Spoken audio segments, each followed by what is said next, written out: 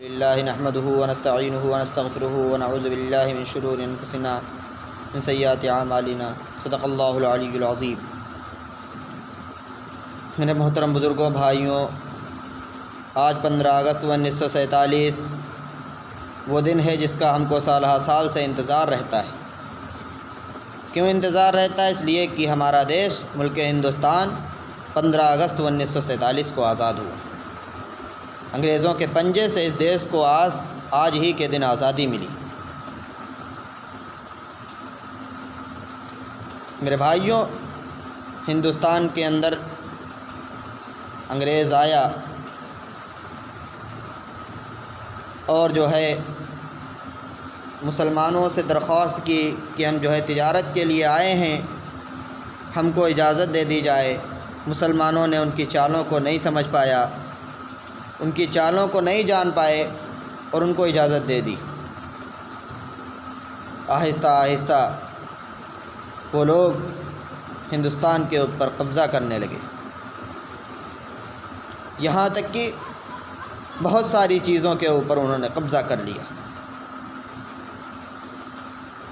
پھر ہمارے علماء کرام کھڑے ہوئے، ہمارے اسلاف کھڑے ہوئے اور ان سے جنگیں کی، تحریکیں چلائیں، قربانیوں کا نذرانہ پیش کیا، تختہ دار پر چڑھے، پھانسی کے پھندے کو گلے گلے خوشی قبول کیا، قید و بند کی صعوبتیں جھیلیں اور حصول آزادی کی خاطر میدان جنگ میں نکل پڑے۔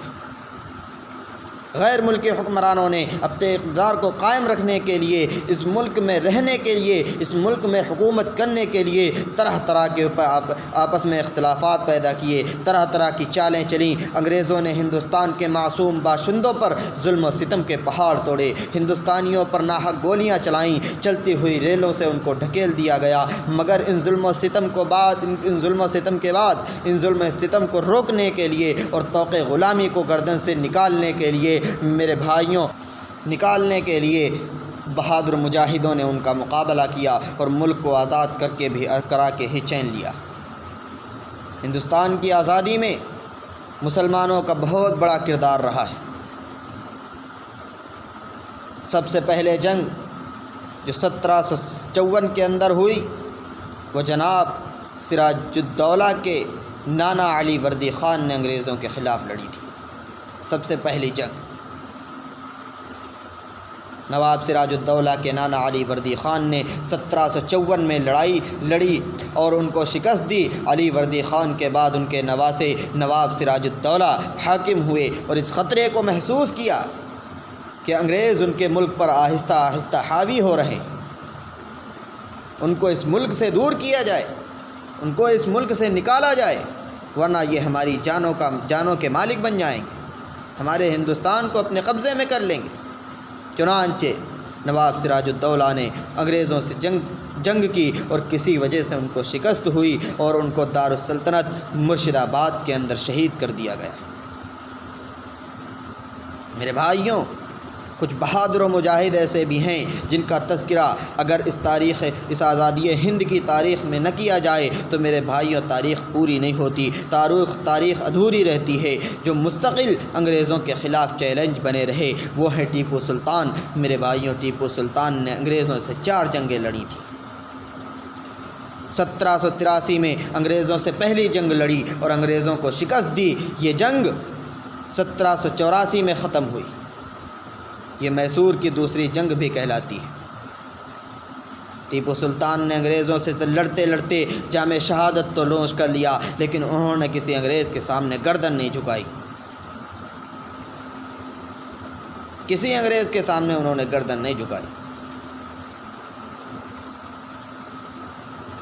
اور جب انگریزوں کو خبر ہوئی کہ ٹیپو سلطان شہید ہو گیا تو انگریز نے آ کر کے اور ٹیپو سلطان کی لاش کے اوپر پیر رکھ کر کے کہا تھا، یہ اعلان کیا تھا کہ آج سے ہندوستان ہمارا ہے۔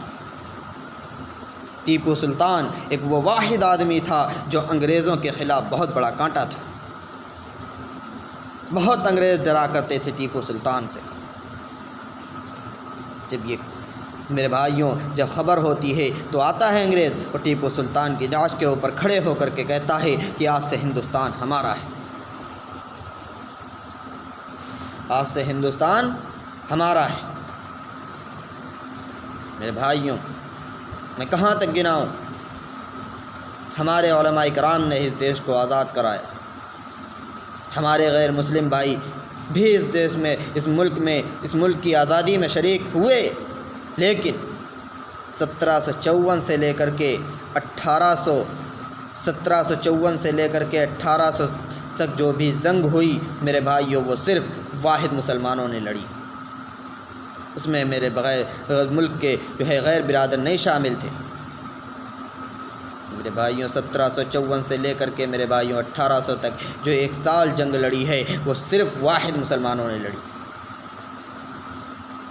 میرے بھائیوں، مولانا احمد اللہ شاہ مدراسی، مولانا رحمت اللہ کیرانوی، مولانا فضل حق خیرآبادی، مولانا سرفراز حاجی امداد اللہ مہاجر مکی رحمہم اللہ، مولانا رشید احمد گنگوہی، مولانا قاسم نانوتوی، حافظ ضامن شہید، مولانا اسماعیل شہید، مولانا جعفر تھانیسری، مفتی احمد کاکوری، حاجی عابد حسین دیوبندی، ان تمام حضرات نے بھی قربانیاں دیش کی خاطر قربانیاں دی ہیں۔ یہ حضرات ہیں جنہوں نے دیش کی خاطر لڑتے لڑتے اپنی جانیں تو دے دیں، لیکن میرے بھائیوں کسی انگریز کے سامنے سر نہیں جھکایا۔ اسی دور کا ایک ٹامسن نام کا ایک آدمی لکھتا ہے تاریخ کے اندر کہ میرے بھائیوں، میں اپنے دلی کے خیمے میں جاتا ہوں اور مجھے مردار کی بو آتی ہے، میں اپنے خیمے کے پیچھے چلا جاتا ہوں، اور دیکھتا ہوں کہ آگ کے انگارے دہکائے جا رہے ہیں، ایسی آگیں جلائی جا رہی ہیں جو آسمان سے باتیں کرنی ہیں۔ علماء کو لایا جا رہا ہے، ان کے کپڑے اتار کر کے ان میں داخل کر دیا جا رہا ہے، ڈال دیا جاتا ہے ان کے اندر۔ میرے بھائیوں، 40 علماء کو سوروں کی کھالوں میں بند کر کے نالے میں ڈال دیا جاتا تھا، سمندر میں ڈال دیا جاتا تھا، اور اوپر سے گولیوں کا نشانہ بنا دیا جاتا تھا۔ ہمارے علماء کرام نے بہت سی قربانیاں دی ہیں۔ دلی کی چاندنی چوک سے لے کر کے لاہور تک کوئی ایسا درخت باقی نہیں تھا میرے بھائیوں جہاں علماء کرام کی گردنیں نہ لٹکتی۔ میرے بھائیوں، ٹامسن کہتا ہے کہ مجھے پیدا کرنے والے کی قسم، وہ علماء تو آگ پر پک گئے، دوسرے علماء بھی آگ پر پک گئے، لیکن مجھے پیدا کرنے والے کی قسم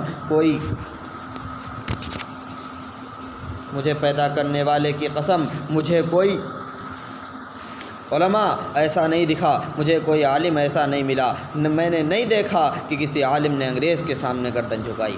سارے کے سارے علماء آگ پر پک گئے، دوسرے علماء بھی آگ پر پک گئے۔ میرے بھائیوں، جھکایا۔ محترم بزرگوں، دوستوں، ایک واقعہ ہے کہ جب حضرت شیخ الہند کو مالٹا کی جیل میں بند کیا جاتا ہے تو انگریز ایک مولانا کو ایک تہ خانے میں لے جاتا ہے، حضرت کی کمر پر جو ہے گرم سلاخیں لگاتا ہے اور کہتا ہے، حضرت جی صرف آپ اتنا کہہ دیجئے کہ ہم 1754 کی جنگ آزادی میں شریک نہیں تھے، ابھی چھوڑے دیتے۔ میرے بھائیوں، لیکن حضرت فرماتے ہیں، حضرت کو جب بھی ہوش آتا ہے میرے بھائیوں فرماتے ہیں، اے انگریز، تو میرے اس جسم کو تو جلا سکتا ہے، میں تیرے دیے گئے عذاب سے جان تو نکال سکتا ہوں اپنے جسم سے، لیکن یہ زبان تیرے حق میں فیصلہ کر دے، یہ شیخ الہند کو گوارا نہیں۔ چنانچہ 1947 15 اگست کے دن، ان تمام قربانیوں کے بعد 1947 15 اگست کو ہمارا دیش سوتنتر دیوس کہلانے کے لائق بنا اور قابل بنا۔ میرے بھائیوں، لیکن ایک بات بہت افسوس کے ساتھ آج کہنی پڑتی ہے کہ ہمارے تمام اسکول اور کالجز میں انہیں کا تذکرہ کیا جاتا ہے جو ان کے ہیں، ہماروں کو بھلا دیا گیا ہے۔ میرے بھائیوں، میں ان سے یہ کہہ دینا چاہتا ہوں کہ آپ تذکرہ کریں یا نہ کریں، ہمارے لوگوں کو یاد کریں یا نہ کریں، ہم اپنوں کو بھی یاد کرتے ہیں، غیروں کو بھی یاد کرتے ہیں، تمہارے لوگوں کو بھی یاد کرتے ہیں، لیکن میرے بھائیوں، کسی کے یاد کرنے سے یا کسی کے یاد نہ کرنے سے تاریخ ان علماء کی قربانیوں کو کبھی فراموش نہیں کر سکتی۔ کبھی دبا نہیں سکتی میرے بھائیوں۔ لیکن ایک بات آج یہ ہے حالات کو دیکھتے ہوئے کہ ہمیں ملک کو آزاد تو ہم نے ہمارے علماء کرام نے ملک کو تو آزاد کرا لیا تھا اس وقت میں، لیکن آج ہم غلامی کر رہے ہیں، ہم غلامی کی زندگی جی رہے ہیں میرے بھائیوں۔ کیوں؟ کیونکہ مسلمان ایک نہیں۔ آج یہ بھی ہم کو سبق لینا ہے کہ میرے بھائیوں ہم قدم سے قدم ملا کر کے چلیں گے، اور میرے بھائیوں اللہ سے دعا کریں گے اللہ تبارک و تعالی ہمارے ملک ہندوستان میں جو ہے امن و امان قائم فرمائے، شانتی عطا فرمائے۔ دل سے نکلے گی نہ مر کر بھی وطن کی الفت، دل سے نکلے گی نہ مر کر بھی وطن کی الفت، میری مٹی سے بھی خوشبو وفا آئے گی۔ اللہ تعالی ہم تمام کو کہنے سننے سے زیادہ عمل کی توفیق نصیب فرمائے، اور قدم سے قدم ملا کر چلنے کی توفیق نصیب فرمائے۔ وما علینا الا البلاغ المبین۔